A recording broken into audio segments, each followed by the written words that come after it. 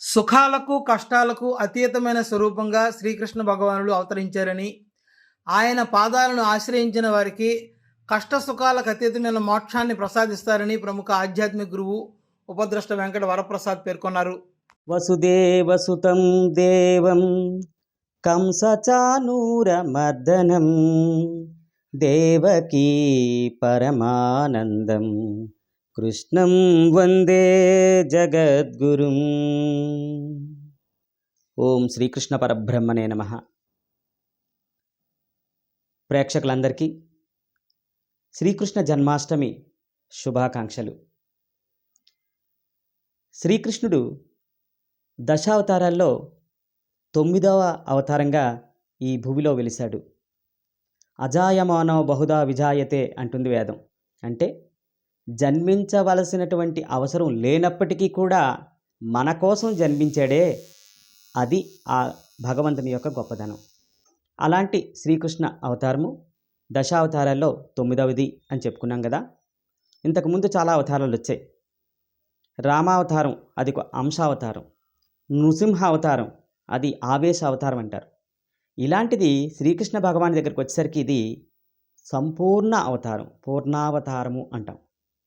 శ్రీకృష్ణ భగవానుడు శ్రావణ మాసం బహుళ అష్టమి నాడు జన్మించాడు. దీనికి ఒక ప్రత్యేకత ఉంది.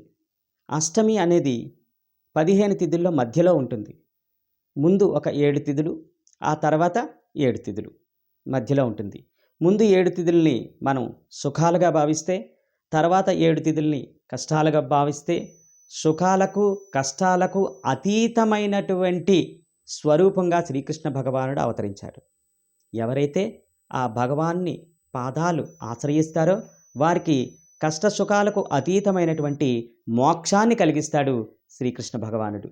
ఆ శ్రీకృష్ణ భగవానుడు అన్ని అవతారాల్లో కూడా అవతారం జరిగాక లీలలు చూపిస్తే, ఒక్క కృష్ణావతారంలోని అవతారానికి ముందే లీలలు చూపించడం మొదలుపెట్టాడు భగవానుడు.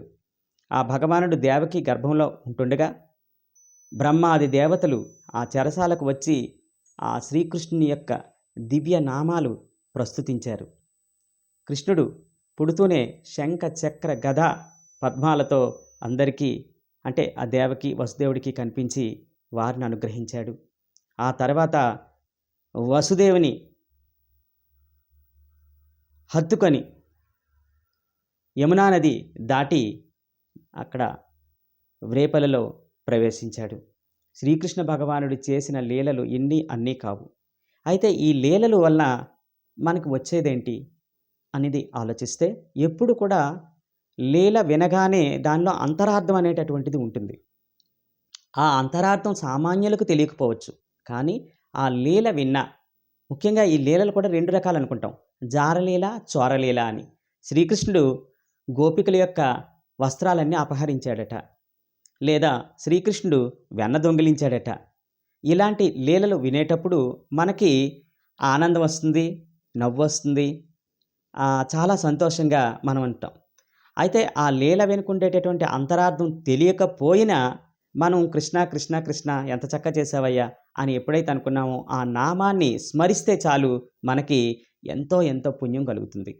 ఒక చిన్న లీల మనం చూద్దాం.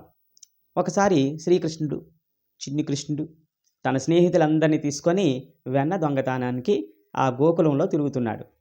గోకులంలో అందరూ అనుకున్నారు, అందరం కూడా ఉట్టెలకి గంటలు కడదాం, శ్రీకృష్ణుడు చెయ్యి వేయగానే అవి గనగన మోగుతాయి, వెంటనే వెళ్ళి పట్టుకోవచ్చు. కానీ భగవానుడికి అవన్నీ తెలీదా?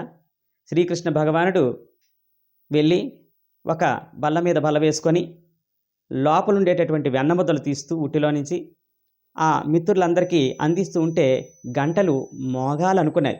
వెంటనే శ్రీకృష్ణుడు అన్నాడు, అంటే మోగద్దు సుమా అని. వెంటనే గంటలన్నీ కూడా అలా ఆగిపోయాయి.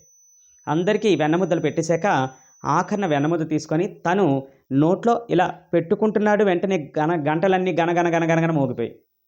ఎందుకంటే మీరు ఎందుకు అలా మోగుతున్నారని శ్రీకృష్ణ భగవానుడు అడిగితే ఆ గంటలు అన్నాయి, స్వామి, భగవంతుడికి నైవేద్యం పెట్టేటప్పుడు మోగడం మాకు అలవాటు, నువ్వు ఎప్పుడైతే నోట్లో ఆ వెన్నముద్ద పెట్టుకున్నావో మేము మోగామయ్యా అని. అంత గొప్ప అవతారం అంత మహోన్నతమైనటువంటి అవతారం ఆ శ్రీకృష్ణ అవతారం.